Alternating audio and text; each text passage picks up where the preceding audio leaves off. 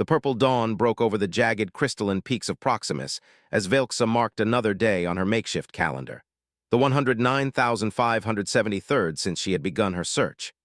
300 years by Earth's reckoning.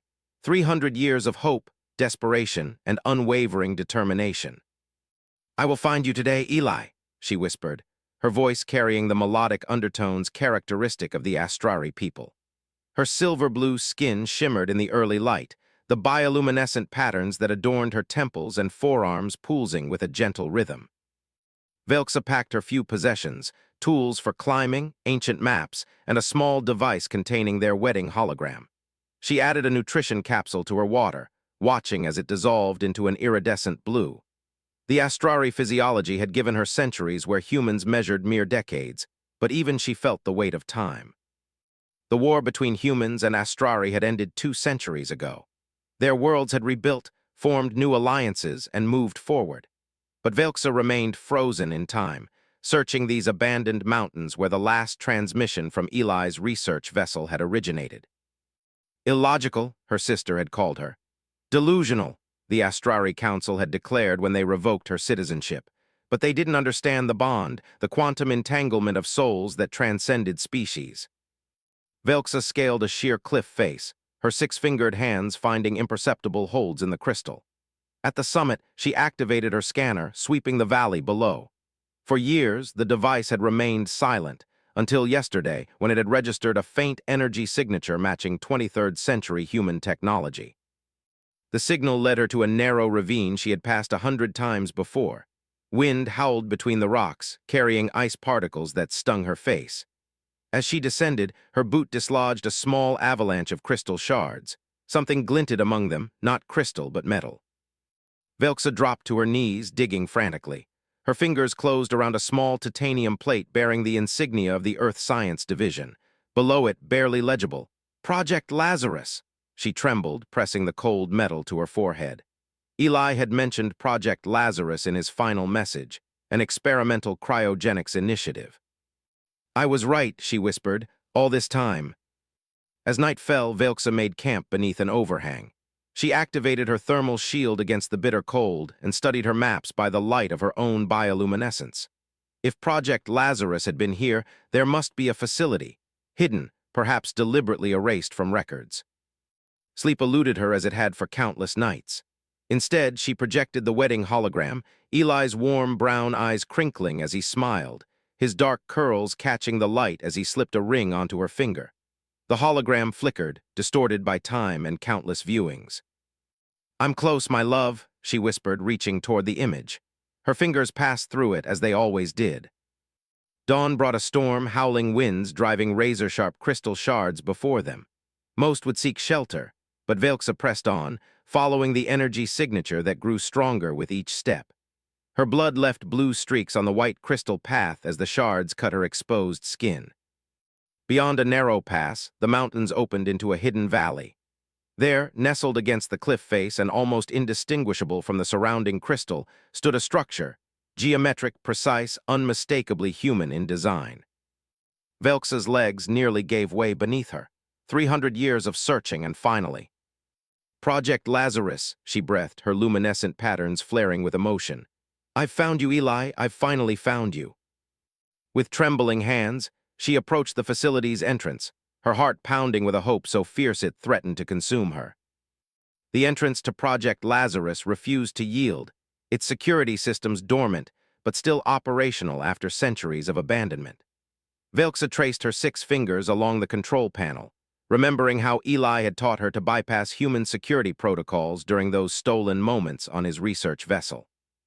"Identification required," announced a mechanical voice, startling her after hours of silence. Velxa hesitated, then pressed her palm against the scanner. "Authorization, Dr. Elijah Thorne, Project Lazarus, override Phoenix Protocol."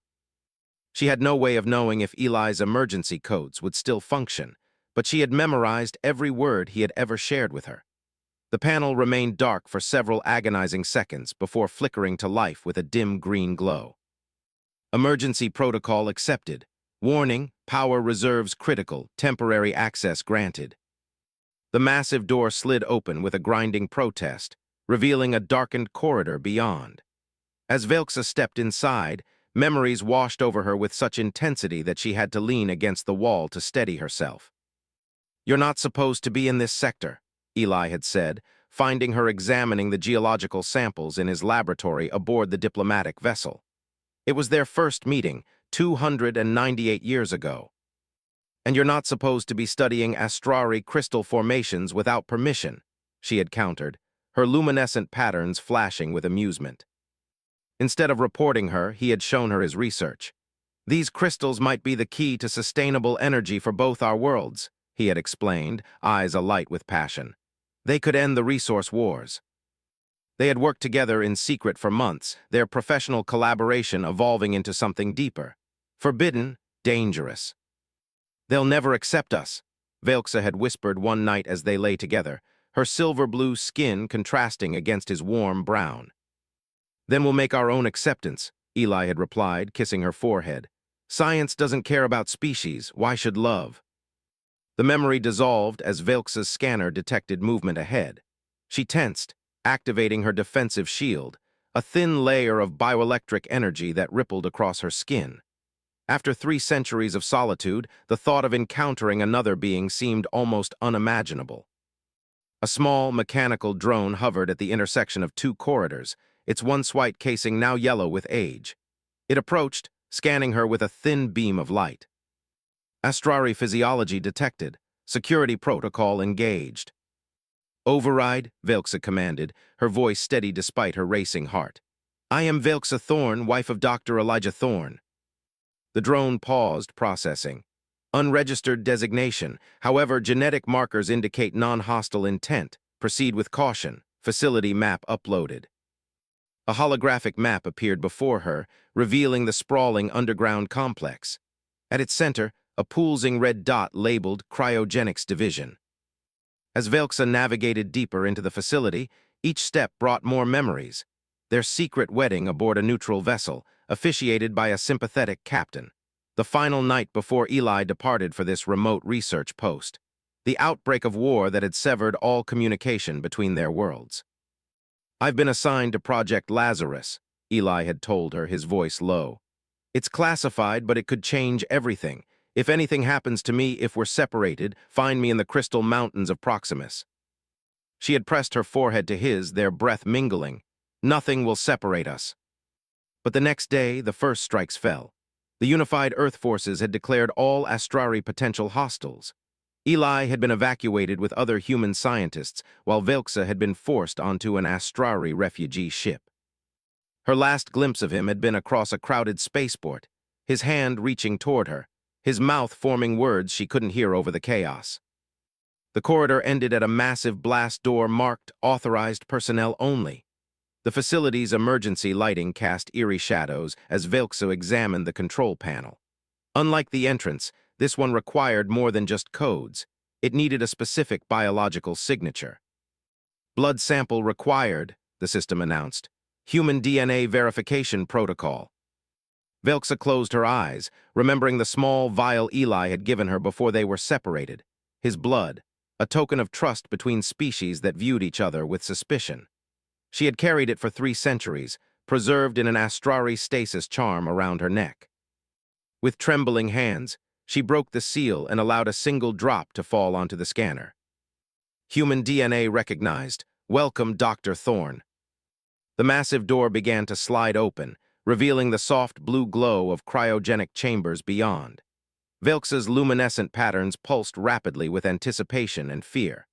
After 3 centuries of searching, of hopping against reason, she was about to discover if her impossible faith had been justified. She stepped forward into the chamber where destiny awaited. The cryogenics chamber stretched before Velxa like a cathedral of ice and steel. Dozens of cylindrical pods lined the walls, their control panels dark save for a single unit at the far end of the room that pulsed with a faint blue light. Her heart leaped at the sight, one active pod amid the silent tombs. "Life support functioning at minimal capacity," announced the facility's AI. "Power reserves at 3.2%. Estimated failure 72 hours." Velxa approached the active pod with measured steps, afraid that moving too quickly might somehow disrupt the fragile balance keeping it operational. Through the frosted glass, she could make out only the vague outline of a human form. "Display subject information," she commanded, her voice barely a whisper. The pod's control panel flickered and holographic text appeared. Subject, Dr. Elijah Thorne, status, viable, duration of stasis, 298 years, 147 days, 6 hours. A sob escaped her throat, luminescent patterns flaring with such intensity that the room was bathed in silver-blue light. He was alive. After all this time, all this searching, her Eli was alive. But reviving him would not be simple. The pod's diagnostic systems revealed complications, cellular degradation, potential neural pathway damage from the extended stasis. The procedure designed for months of cryosleep had been stretched across centuries. The revival process requires precise calibration, the AI warned. Probability of successful reanimation without permanent damage, 58.7%. Velx's hands hovered over the controls. What right did she have to risk his life after he had survived so long? But what life was this, suspended between heartbeats, neither dead nor truly alive? She accessed the facility's database, spending hours studying the revival protocols, adjusting parameters to account for the extended duration.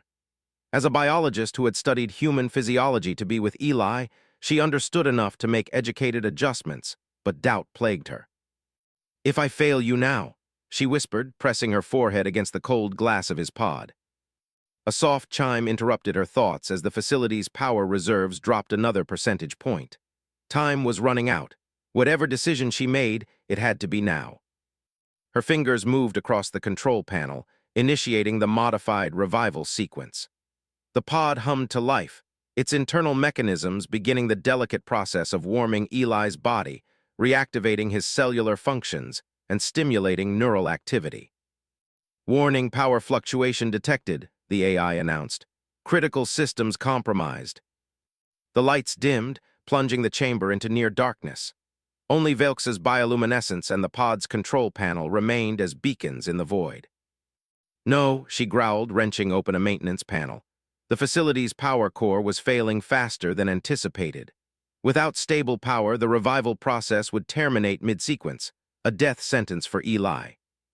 With desperate determination, she connected her bioelectric shield to the pod systems. Pain shot through her as her own life energy began flowing into the machinery, supplementing the failing power core. Her people could generate and store bioelectricity for survival in harsh environments. Never had she imagined using it like this. "Unauthorized power source detected," the AI noted. "Revival sequence stabilizing." Velxa gritted her teeth against the pain, watching as her luminescent patterns dimmed while the pod's systems brightened. Her vision blurred, but she maintained the connection, determined to complete what she had started. The pod's status indicators shifted from red to amber, then finally to green. The glass cover began to retract with a pneumatic hiss, releasing a cloud of cold vapor. Velxa disconnected herself from the machinery, collapsing against the pod's edge as weakness overcame her. Through the clearing mist, she saw him, older than in her memories, his dark hair now streaked with white, his face lined with the beginning of age before the cryostasis had halted time. Yet unmistakably Eli. His chest rose and fell with shallow breaths, his eyelids fluttered. "Vital signs stabilizing," the AI confirmed. "Revival process complete." Velxa reached out with trembling fingers to touch his face, still cold from the cryostasis. 300 years of searching, of hopping against reason, had led to this moment. "Eli," she whispered, her voice breaking, "I found you." Consciousness returned to Eli Thorne like a tide washing over jagged rocks, fragmented, painful, disorienting. Sounds reached him first, the rhythmic beep of monitoring equipment, the hum of machinery, and something else, a voice calling his name from across a vast distance. His eyelids felt impossibly heavy as he forced them open, blinking against the dim blue light of the chamber. A face hovered above him, features blurred by his adjusting vision and the luminescent patterns that adorned silver-blue skin. "Velxa," he whispered, his voice a rasp after centuries of silence. "Yes," she answered, tears streaming down her face and glowing like liquid starlight. "It's me, my love." Eli tried to sit up, but his muscles protested, weakened from their long dormancy. With Velx's support, he managed to raise himself slightly, taking in his surroundings with growing confusion. "Project Lazarus," he murmured, recognition dawning.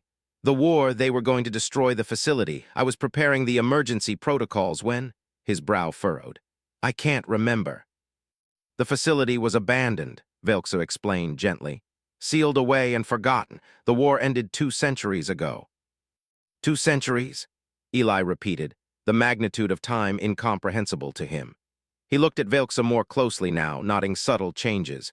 New patterns of luminescence across her temples, a certain weathered quality to her silver-blue skin, and in her eyes a depth of experience that hadn't been there before. "How long have you been searching for me?" he asked, somehow knowing the answer would pain him. "Since the day we were separated," she replied simply. 300 years by your Earth calendar." Eli's breath caught in his throat. 300, Velxa, your lifespan even for Astrari. "We live long lives, yes, but not without cost." She took his hand, placing it against her chest where her heart beat at half the pace it once had. "I've used much of my life force to sustain the search, to sustain hope." Grief and wonder battled within him. "You sacrificed centuries for me, while I slept through time like a coward." "No," she said firmly. "You were trying to protect our research. The crystalline energy source could have ended the resource wars peacefully. That's why you came to Proximus." Memories began to surface in Eli's mind. The classified mission, the discovery that the crystals could be synthesized into an unlimited energy source, the realization that certain factions on both sides would rather control the resource than share it. They were going to weaponize it, he remembered. "We couldn't let that happen. My team," he broke off, looking around the empty chamber. "Did anyone else survive?" Velxa shook her head. "I found no other active pods. I think you were the only one who completed the emergency cryostasis protocol before the facility was evacuated." The weight of loss settled over him. Colleagues, friends, the world he had known, all gone. Only Velxa remained, his anchor to a past now buried beneath centuries. With her help, he managed to stand, his legs unsteady but growing stronger with each passing moment. The advanced medical aspects of Project Lazarus had preserved his muscle tissue and neural pathways better than standard cryostasis would have. "The facility is failing," Velxa explained as she helped him don a thermal suit found in a nearby locker. "We need to leave soon." Eli nodded, but then paused at a workstation. "The research data, we can't leave it behind, not after everything." Together, they downloaded the facility's database onto portable drives, preserving the work that had cost them 3 centuries of separation.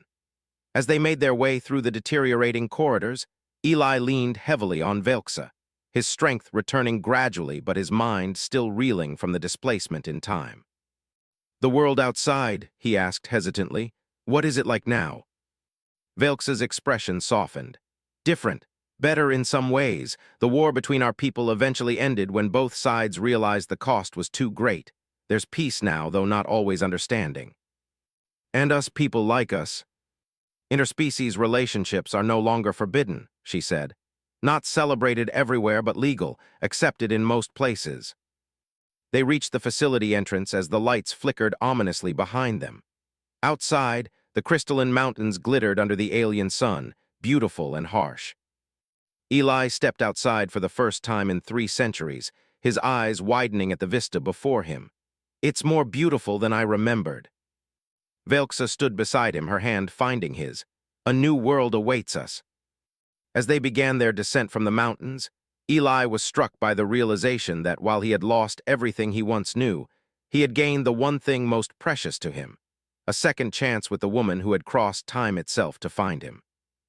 The small settlement of Nova Haven appeared on the horizon after 3 days of travel from the Crystal Mountains. Unlike the sterile human colonies or the organic Astrari habitats of the past, Nova Haven represented the new era, a harmonious blend of architectural styles and technologies from various species who had chosen to build something together rather than apart.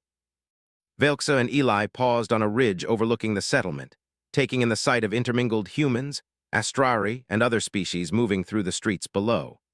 Colorful market stalls lined a central plaza, and children of different worlds played together in a park that featured both earth trees and luminescent Astrari flora. "I never thought I'd see this," Eli murmured, still adjusting to the reality of this new time. His body had recovered remarkably well from cryostasis, though occasional tremors still affected his hands, a reminder of centuries spent frozen between heartbeats. It began as a refuge during the later years of the war, Velxa explained. Those who rejected the conflict from both sides found their way here. After peace was established, it became a symbol of what could be possible. They made their way down to the settlement, conscious of the curious glances they received.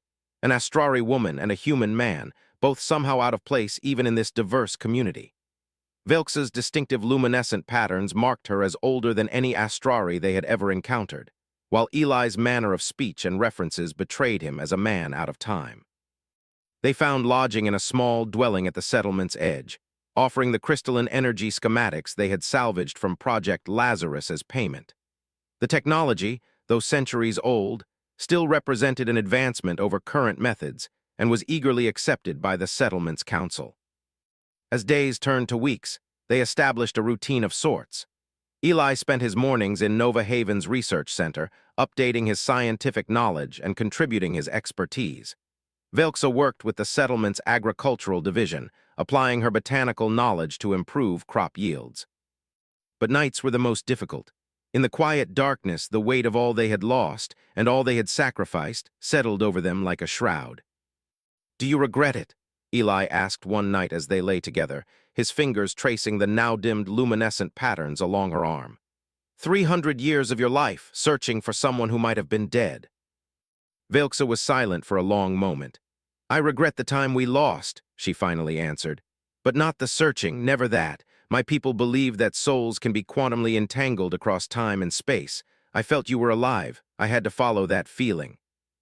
"You were right," he acknowledged, pressing his lips to her forehead. "But I'm not the same man you remember, and you're not the same woman. We've both been changed by time, you by living through it, me by being preserved outside it." "Perhaps that's the point," she suggested. "We grow, we change, we find each other anew." To prove her point, she drew him close, their bodies coming together with both the familiarity of old lovers and the excitement of new discovery. Their physical connection had always transcended their biological differences, and time had not diminished the profound intimacy they shared. Later, as Eli drifted towards sleep, Velxa remained awake, studying his face in the dim light. The centuries of searching had taken their toll on her, her natural lifespan shortened by the constant bioelectric expenditure required to sustain her through harsh conditions and by the final transfer to power his revival. She might have decades left rather than centuries, bringing her remaining time closer to a human lifespan. The thought brought her unexpected peace. To age alongside him, to experience time's passage together rather than outliving him by centuries, there was a certain symmetry to it that felt right. The next morning, they walked to the settlement's highest point, where a memorial garden honored those lost in the long-ago war. Eli placed a small crystal from the mountains among the monuments, a tribute to his colleagues who had not survived to see the peace their work had helped create. "What now?" he asked, gazing out at the vast landscape beyond Nova Haven. "We're strangers in this time, no family, no connections beyond each other." Velxa's luminescent patterns pulsed gently as she considered the question. "We begin again," she said simply. "We create connections, we build something new." A group of children ran past them, a mix of human and Astrari youth playing some hybrid game that incorporated elements from both cultures. One small Astrari girl with bright luminescent patterns paused to stare at them with undisguised curiosity. "Are you really from before the Great Peace?" she asked boldly. Eli smiled, kneeling to meet her eyes. "I am, and she," he gestured to Velxa, "crossed 3 centuries to find me." The girl's patterns flashed with delight. "Will you tell us stories? About before, the teachers say we must learn history so we don't repeat it." Velxa and Eli exchanged glances, a silent understanding passing between them. Perhaps this was their purpose now, to serve as living bridges between past and present, to share what had been lost and celebrate what had been gained. "We would be honored," Velxa replied. As they followed the excited child toward a gathering of curious youngsters, Eli took Velxa's 6-fingered hand in his 5-fingered one, the physical manifestation of their differences and their unity. 300 years, he whispered, worth every second. The sun cast their shadows long across Nova Haven's central plaza, two figures from different worlds and different times, moving forward together into a future neither could have imagined, but both had helped create.